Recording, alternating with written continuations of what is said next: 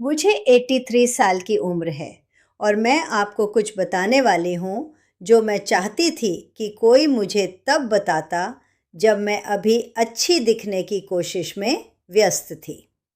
आप अपने आप को उन चीज़ों की चिंता करके थका रहे हैं जो 10 साल में आपके लिए मायने नहीं रखेंगी। मैं अनुमान नहीं लगा रही हूँ, मैं नाटकीयता नहीं कर रही हूँ।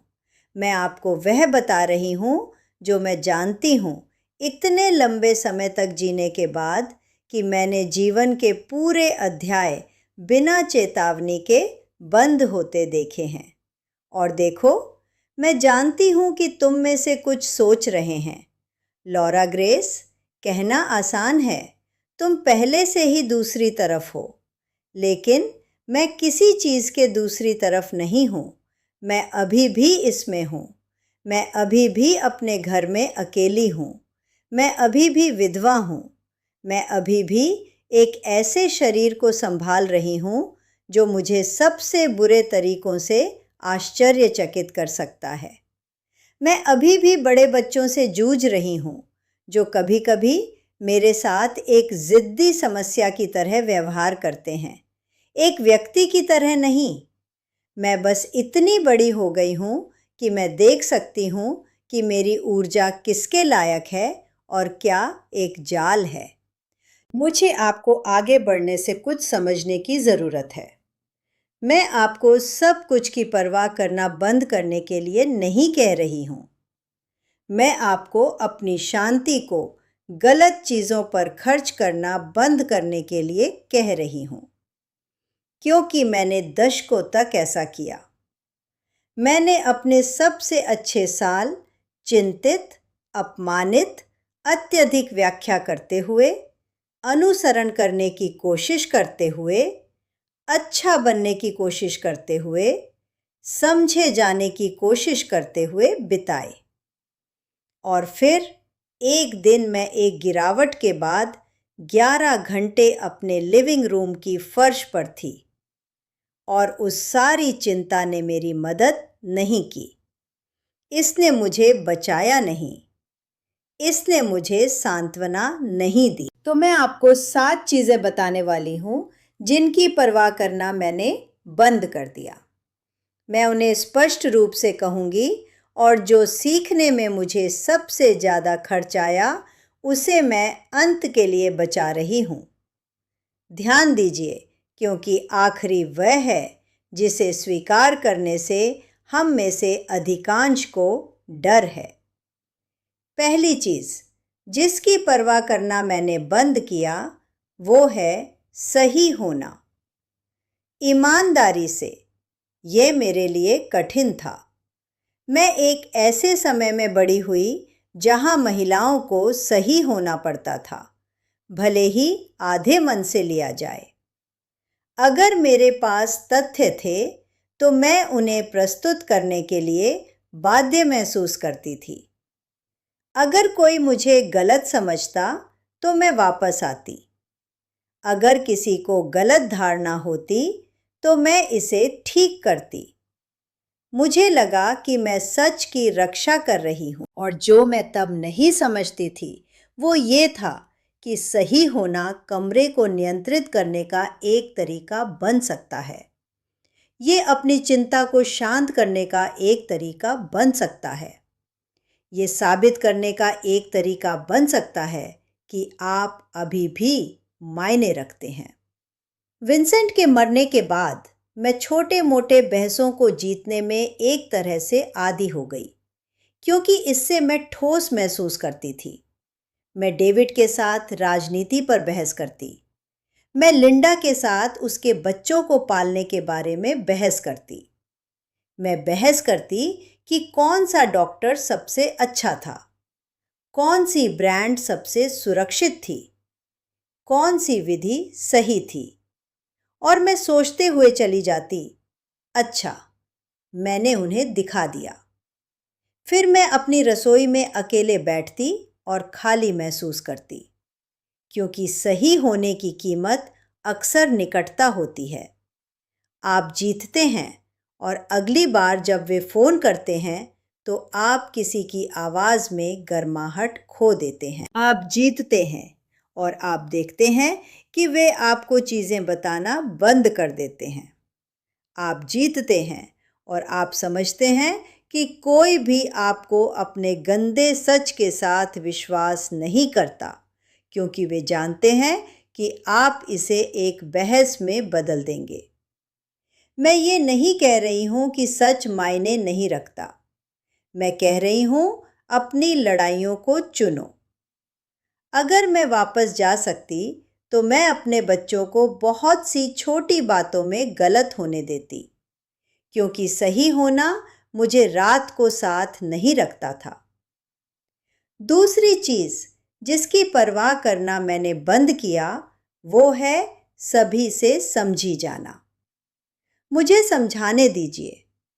एक समय था जब मैं खुद को ऐसे समझाती थी मानो मेरी जान इसी पर निर्भर हो। अगर मेरे किसी बच्चे को मेरे इरादों का गलतफहमी होता तो मैं लंबा संदेश लिखती। अगर कोई सोचता कि मैं स्वार्थी हूँ तो मैं अपनी रक्षा करती। अगर मैं सुनती कि मैंने कुछ अजीब किया तो मैं कहानी को ठीक करने की कोशिश करती। और देखो, इस तरह की व्याख्या परिपक्वता की तरह लगती है।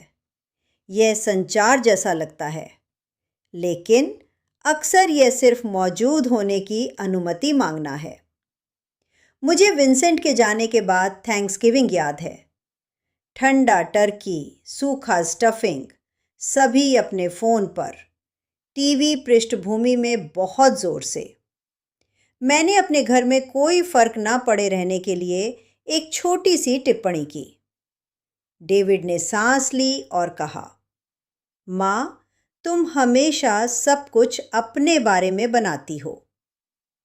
मेरा पेट गिर गया। मैं बिल्कुल अदृश्य महसूस करती थी। मैंने पूरी रात स्पष्ट करने की कोशिश करते हुए बिताई। मैं बार बार कहती, ये नहीं है जो मैं मतलब था। मैं इसे नर्म करने की कोशिश करती रहती। मैं उसे मुझे देखने के लिए प्रेरित करने की कोशिश करती रहती। आप अगले के लिए तैयार नहीं हैं। उसे परवाह नहीं थी कि मैं क्या मतलब था। उसे परवाह थी कि वह क्या तय कर चुका था। और जितना मैं समझाती, मैं उतनी छोटी महसूस करती। तो मैंने बंद कर दिया। मैंने एक बार कहना शुरू किया कि मैं क्या मतलब रखती हूँ। अगर कोई इसे मोड़ता है तो यह उनकी पसंद है। जो लोग वाकई मुझे जानते हैं, क्लेयर, मेरी पड़ोसी हेलन, एक पुरानी दोस्त जिसने मुझे रोते देखा है, वे लोग एक अदालत के विवरण की मांग नहीं करते हैं। तीसरी चीज़ जिसकी परवाह करना मैंने बंद किया वह है मेरा शरीर कैसा दिखता है। स्वास्थ्य नहीं, स्वास्थ्य मायने रखता है।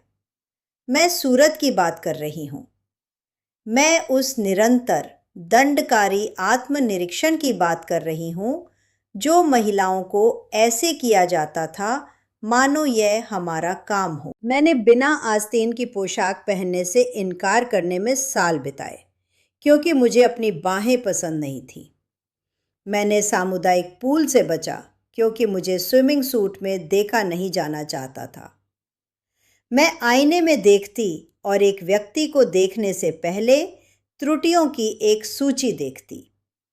और अब 83 साल की उम्र में मैं अपने आप के उस छोटे संस्करण को पकड़ना और हिलाना चाहती हूँ। क्रूरता से नहीं, बस दृढ़ता से। क्योंकि मुझे नहीं पता था कि ऐसा शरीर रखना एक उपहार था जो हिल सके। मेरी गिरावट के बाद सब कुछ बदल गया।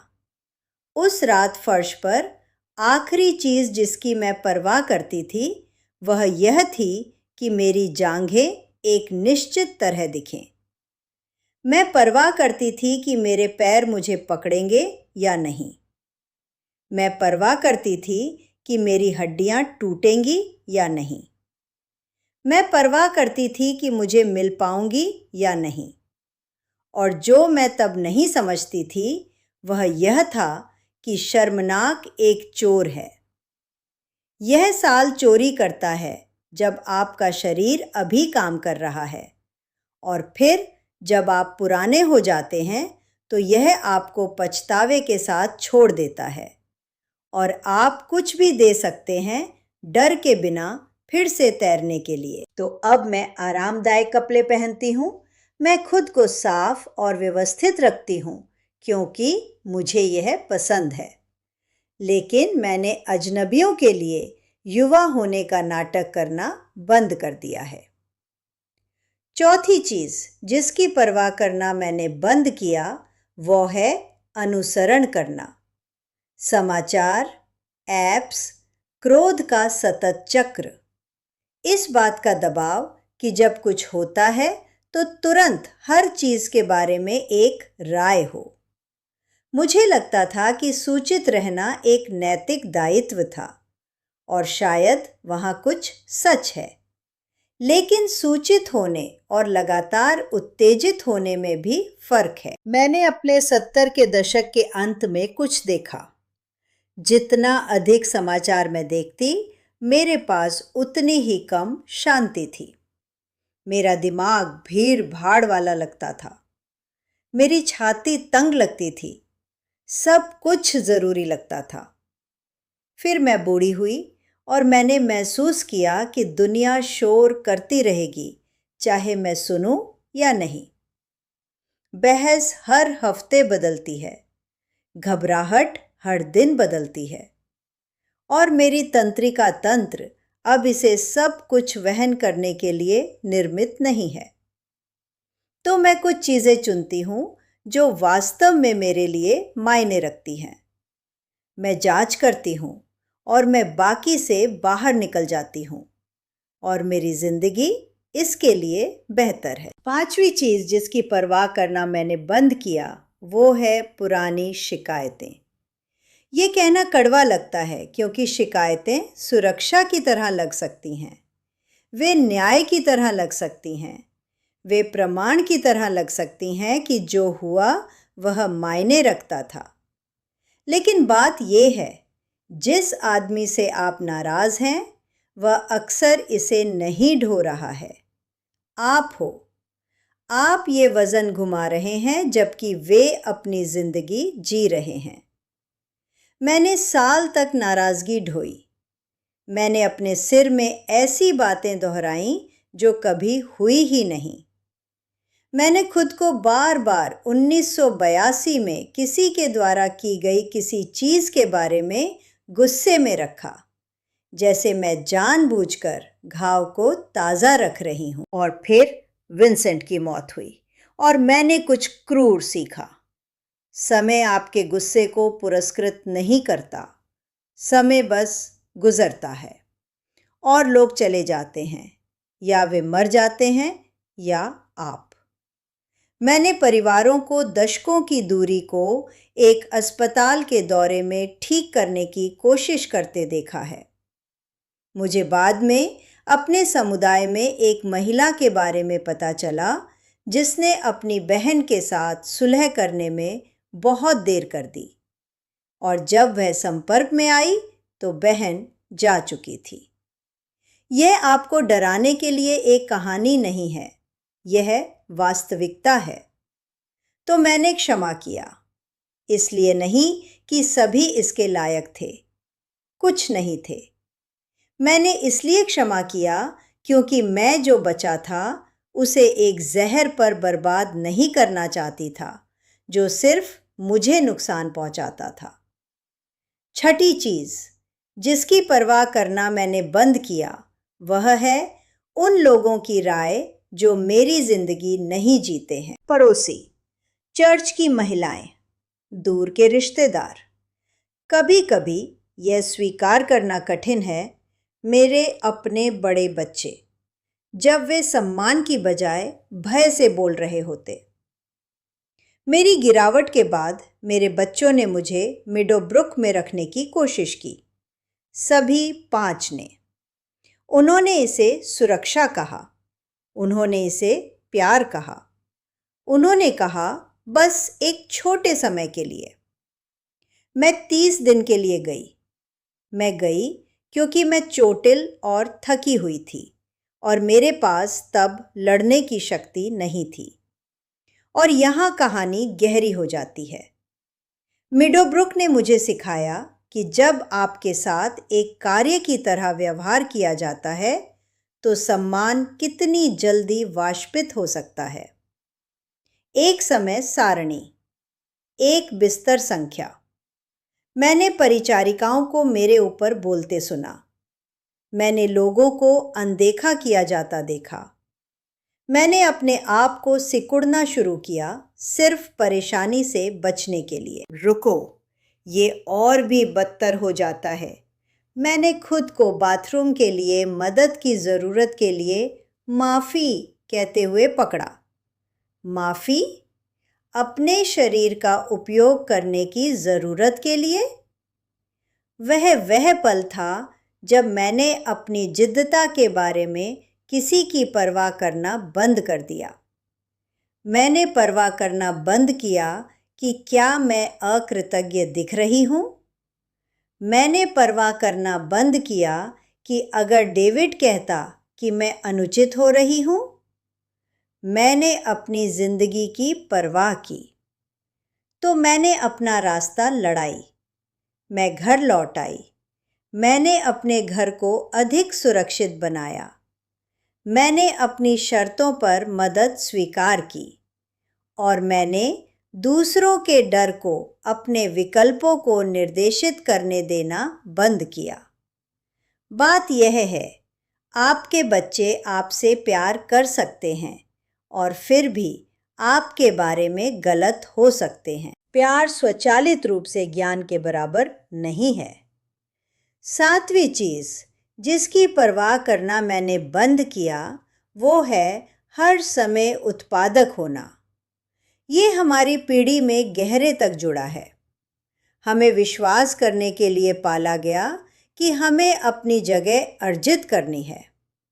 आराम अर्जित करो, सुख अर्जित करो, दयालुता भी अर्जित करो। अगर आप उपयोगी नहीं थे तो आप सुरक्षित नहीं थे। जब विंसेंट जीवित था मैं हमेशा कुछ कर रही थी। खाना बनाना, साफ करना, प्रबंधन, बच्चों को पालना, सब कुछ एक साथ रखना। फिर वो मर गया और मैं करती रहती क्योंकि मुझे बस होना नहीं पता था। मैंने सोचा कि अगर मैंने रुका तो मैं टूट जाऊंगी और शायद मेरी सही थी। शायद मुझे गति की ज़रूरत थी। लेकिन गिरावट के बाद, मीडोब्रुक के बाद, अपने बच्चों के साथ सभी झगड़ों के बाद मैं एक दीवार से टकरा गई। मैं चाहे या ना चाहे मेरा शरीर धीमा हो गया और जो मैं तब नहीं समझती थी वो ये था कि आराम आलस्य नहीं है, आराम जीवन का हिस्सा है। मुझे एक कुर्सी में बैठकर बिना दोष के किताब पढ़ना सीखना पड़ा।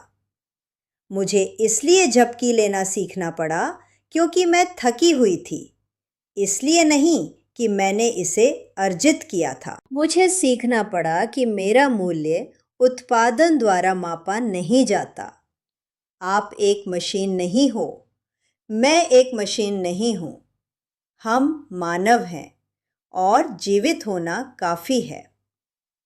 अब मैं आपको बताने वाली हूँ कि सातों को क्या जोड़ता है, क्योंकि एक सूत्र है। ये सभी चीज़ें जिनकी परवाह करना मैंने बंद किया, वे जीवन के उन हिस्सों से ऊर्जा निकाल रही थी जो वास्तव में मायने रखते हैं। शांति, प्रेम, ध्यान, सम्मान। और अगर आप सोच रहे हैं, खैर लौरा, मुझे नहीं पता कि कैसे परवाह करना बंद करूं, तो मैं आपको कुछ व्यावहारिक बताने वाली हूं। मैंने एक दिन में बंद नहीं किया, मैंने पलों में बंद किया। मैंने छोटी पसंद में बंद किया। मैंने नोटिस करके बंद किया कि जब मैं बहस करने वाली थी, समझाने वाली थी, मौजूद होने के लिए माफ़ी मांगने वाली थी और फिर एक अलग प्रतिक्रिया चुनी। मेरी गिरावट के बाद मैंने उन विकल्पों को लिखना शुरू किया।